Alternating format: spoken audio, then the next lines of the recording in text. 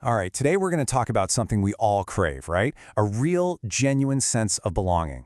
We're going to break down what that actually means. And then we'll look at this amazing high school that's taking this big idea and making it real for their students every single day. So let's kick things off with a really thought-provoking question from an educator, Dr. Christopher Jones. He asks this, and it really gets to the core of everything. Why is it that we don't accept people for who they are, rather than who we want them to be? Seriously, just think about that for a second.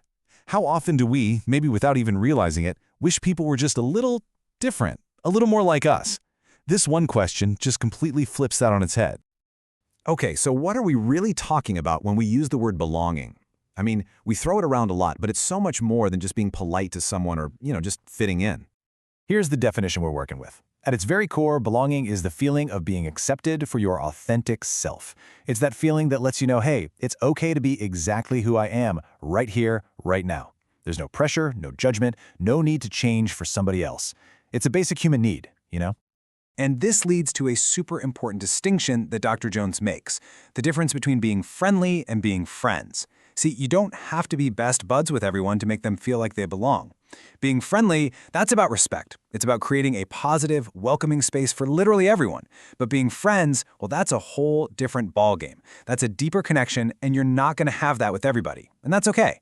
It's not a requirement for creating that baseline of acceptance.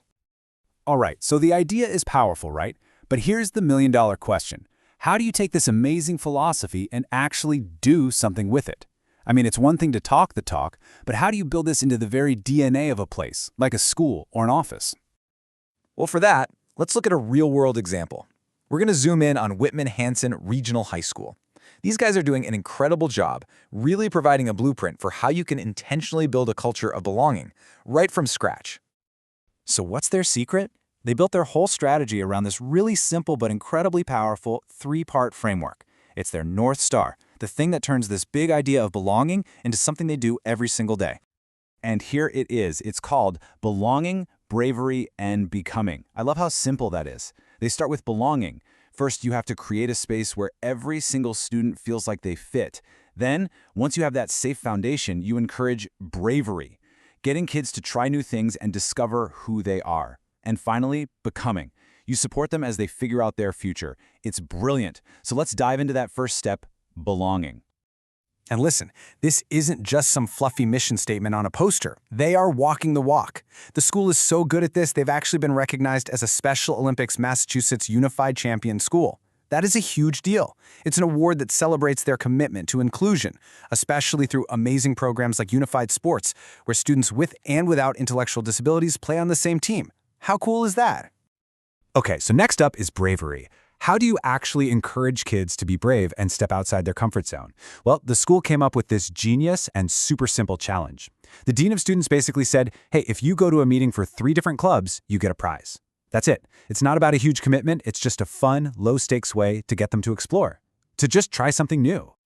And they've got plenty of options to choose from. We're talking more than 35 different clubs. So whether you're into astronomy or robotics or marine biology, there is absolutely a place for you to find a new passion. And maybe even more importantly, find your people.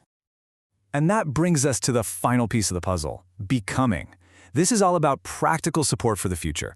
They're not just leaving kids to figure it all out on their own. You've got counselors and English teachers teaming up to help with college essays. They hold these massive college fairs with almost 80 different schools. They have specialized programs to make sure their neurodivergent students have everything they need to succeed. And get this, they even have credit for life fairs to teach real-world money skills. They're literally preparing them for life.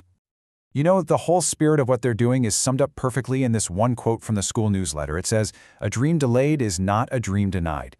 It's just such a powerful reminder that everyone's path is different, and the goal isn't to force one path, but to support every student on their own unique journey. So when you put all of this together, the big framework, the club challenges, all of it, what's the result? What's the impact? Well, let's talk about the ripple effect. And this is where it all comes full circle. Back to what Dr. Jones said at the very beginning. When you truly make an effort to accept people for who they are, it spreads. Sooner or later, people start doing the same for you. What Whitman-Hanson is doing isn't just running a program. They are building a culture. A culture where belonging isn't the exception, it's the norm. And really, that's the big takeaway here for all of us. This isn't just about a high school. It's a model for anywhere, our jobs, our neighborhoods, even our own families. So the question to leave you with is this: where can you build a space for someone to belong?